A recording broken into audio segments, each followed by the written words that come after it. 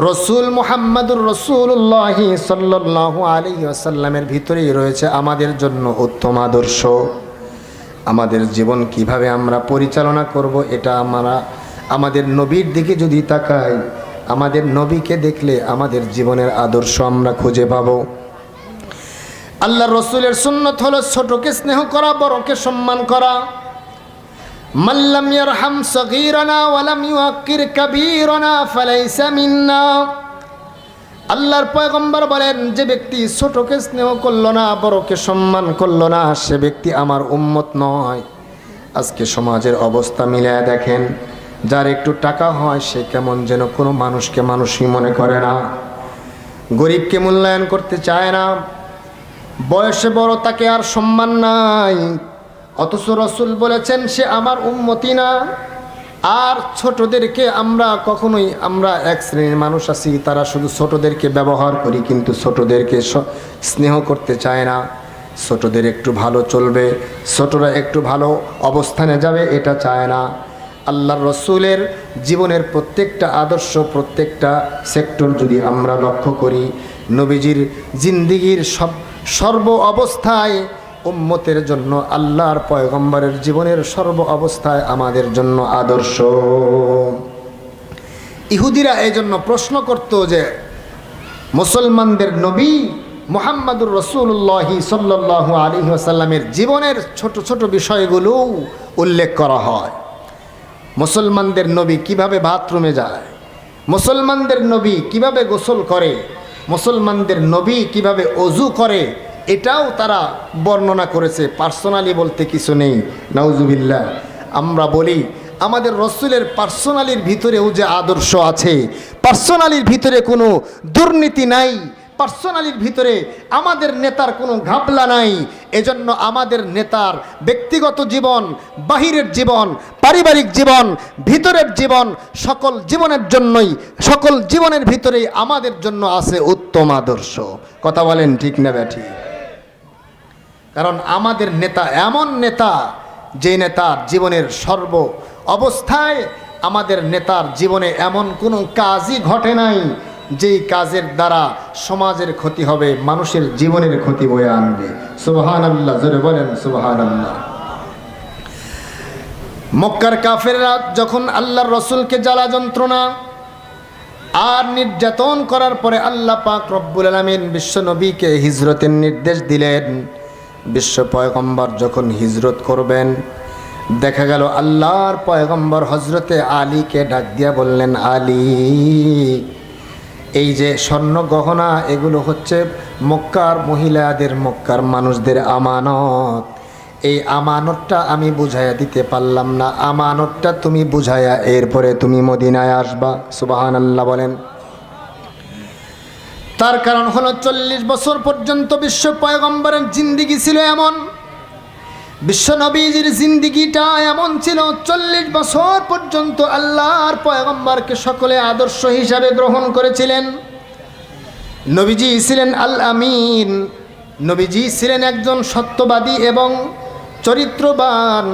নবীজি ছিলেন এমন একজন ব্যক্তি, জাহিলি যুগের সবাই একথা বলতে বাধ্য হয়েছিল, মুহাম্মাদের মতো দ্বিতীয় আর কোনো ব্যক্তি না। ঠিক তদ্রূপ মুসলমান ভাইরা আমার আপনার জীবনে প্রত্যেকটা মানুষের সাথে একটি করে শয়তান সেট করা আছে, একটি করে শয়তান লাগিয়ে দেওয়া আছে। মানুষ হিসাবে প্রত্যেকেই ভুল করতে পারেন, কিন্তু আল্লাহর যারা পয়গম্বর ছিলেন, আল্লাহর যারা নবী ছিলেন, রসুল ছিলেন, আল্লাহ পাক রব্বুল আলামিন মুসিবতের সময় যখন কোনো অপরাধ সংগঠিত হবে, এমন মুহূর্তে আল্লাহ পাক রব্বুল আলামিন নবীদেরকে আল্লাহর কুদরতি হাতে আল্লাহ নিরাপদে পার করে দিয়েছেন। সুবহানাল্লাহ বলেন। তার কারণ হলো, নবীরা যদি কোনো অন্যায় করতেন, তাহলে 40 বছর পরে নবী যখন দাওয়াতি কাজে, নবীজি মানুষকে কালেমার দাওয়াত দিবেন, নবী তো মানুষদেরকে বলবেন তোমরা গুনাহ করো না, গান বাজনা শোনো না, তোমরা অন্যায় করো না। তখন তারাই বলবে যে মুহাম্মদ, তুমি তো আমাদের সাথে গান শুনেছ, তুমি আমাদের সাথে অন্যায় করেছ। তাহলে তখন নবীর কথা আর তারা শুনবে না, তার কারণ বলবে তোমার ভিতরেই ঘাবলা আছে। এ কথা যাতে বলতে না পারে, এজন্য আল্লাহ পাক রব্বুল আলামিন যত রসুল এবং নবী প্রেরণ করেছিলেন, সকল নবীকে আল্লাহ সামাজিক যত প্রকার অপরাধ আর অন্যায় হতে পারে এই সকল অন্যায় অপরাধ থেকে আল্লাহর কুদরতি হাতে হেফাজত করেছেন। সুবহানাল্লাহ বলেন। এজন্য আল্লাহ বলেন ফাকাদ লাবিস্তু ফীকুম উমরাম মিন ক্বাবলিহি আফালা তাকিলুন। তারা কি দেখে না আমার পয়গম্বরের জিন্দেগি তাদের সামনে ছিল? তারা কি বোঝে না, অনুধাবন করে না? এরপরেও যাদের কপালে হেদায়েত নাই, আসলে আল্লাহ পাক রব্বুল আলামিন তাদেরকে হেদায়েত দিবেন না। কথা বলেন ঠিক না ব্যাঠিক? ইসলামের সত্যতা জানার পরেও, কোরআনের সত্যতা জানার পরেও, রসুলের সত্যতা জানার পরেও কোরআন মোতাবেক চললে মুক্তি, ইহকালে মুক্তি, পরকালে মুক্তি জানার পরেও যারা মানতেছি না, মানতে পারতেছি না, কাছে আসতেছি না, বোঝা গেল আল্লাহ আমার উপরে নারাজ হয়ে আছে। এজন্য আসেন আল্লাহর কাছে হেদায়েতের জন্য দোয়া করতে হবে, রসুলের আদর্শ গ্রহণ করার জন্য আল্লাহর কাছে দোয়া করতে হবে। আল্লাহ, মদিনার ইহুদিরা রসুলকে দেখেছিল, কিন্তু সকল ইহুদি মুসলমান হতে পারে নাই, সকলের কপালেই হেদায়েত হয় নাই। আল্লাহ পাক যাকে হেদায়েত দিয়েছেন, আল্লাহ পাক যাকে পছন্দ করেছেন সেই হেদায়েত প্রাপ্ত হয়েছে, আর আল্লাহ যাকে পছন্দ করে নাই তাকে আল্লাহ পাক হেদায়েত দেয় নাই।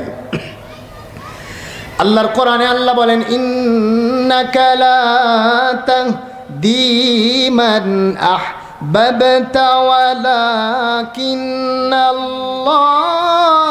ইয়াহদি মান ইয়াশা।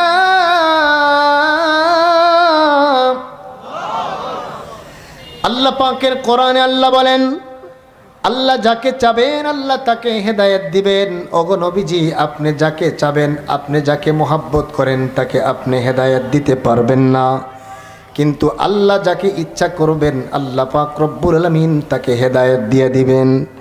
এজন্য বলা যায় না অনেক রিকশাওয়ালাও আমাদের আগে জান্নাতে যেতে পারে, অনেক দিন মজুরি, অনেক কষ্টে খেটে খাওয়া মানুষও আমাদের অনেকের আগে জান্নাতে যেতে পারে। এজন্য আল্লাহর কাছে হেদায়েত চাওয়া, সমাজের সম্মানিত ব্যক্তি হলেই জান্নাতি হবে এ কথা বলা হয় নাই, সমাজের একজন নামি দামি ব্যক্তি হলেই জান্নাতি হবে এ কথা বলা হয় নাই। রসুলের আদর্শ যে গ্রহণ করবে সেই আল্লাহর জান্নাতের মেহমান হবে। তবে একটা ফর্মুলা, একটা বিধান আল্লাহ পাক রব্বুল আলামিন বলে দিয়েছেন, দুইটা গুণ যার ভিতরে থাকবে আল্লাহ পাক রব্বুল আলামিন আল্লাহর জান্নাতের ওয়ারিস তাকে বানাবেন। ইন্নাল্লাযীনা আমানু ওয়া আমিলুস সালিহাতি কানাত লাহুম জান্নাতুল ফিরদাউসি নুজুলা। আল্লাহ বলেন যারা ঈমান আনবে, ইন্নাল্লাযীনা আমানু ওয়া আমিলুস সালিহাত, ঈমান আনবে আর নেক আমল করবে। কয়টা কাজ? জোরে বলেন কয়টা কাজ? জোরে বলেন কয়টা কাজ? এক নম্বরে যারা ঈমান আনবে, দুই নম্বরে যারা নেক আমল করবে। এই দুইটা কাজ যাদের ভিতরে থাকবে আল্লাহ পাক রব্বুল আলামিন তাদেরকে, তাদের জন্যই আল্লাহর জান্নাত রেডি করে রেখেছেন। সুবহানাল্লাহ বলেন। তাহলে আজকে আমাদের এখান থেকে আমরা একটা পণ করব, ঈমান আনবো আর রসুলের সুন্নাহ মোতাবেক জীবন চালাবো। এছাড়া পৃথিবীর কোনো আদর্শ, পৃথিবীর কোনো নেতার আদর্শ, পৃথিবীর কোনো মানব রচিত আদর্শ আমরা গ্রহণ করব না। এই পণ যদি করতে পারি ইনশাআল্লাহ আজকের এই মাহফিলটা সার্থক হবে। কথা বলেন ঠিক না ব্যাঠি? অতীতে আমরা দেখেছি নেতার নাম বলতে বলতে দুনিয়ার থেকে বিদায় হয়েছে, কবরে কি হইতেছে আল্লাহই ভালো জানে। কথা বলেন ঠিক না ব্যাঠি? কি পরিমাণে ভালোবাসা, কি পরিমাণে মোহাব্বত, দুনিয়াও হারাইলো আখিরাতও হারাইলো। আর কেউ যদি আল্লাহর জন্য জীবন দেয়, আজকে শহীদদের মাগফিরাতের জন্য দোয়া, যারা অন্যায়ের বিরুদ্ধে যুদ্ধ করতে গিয়ে শহীদ হয়েছে, আল্লাহর পয়গম্বর বলেন মান কুতিলা দুনা নাফসিহি ফাহুয়া শাহীদ।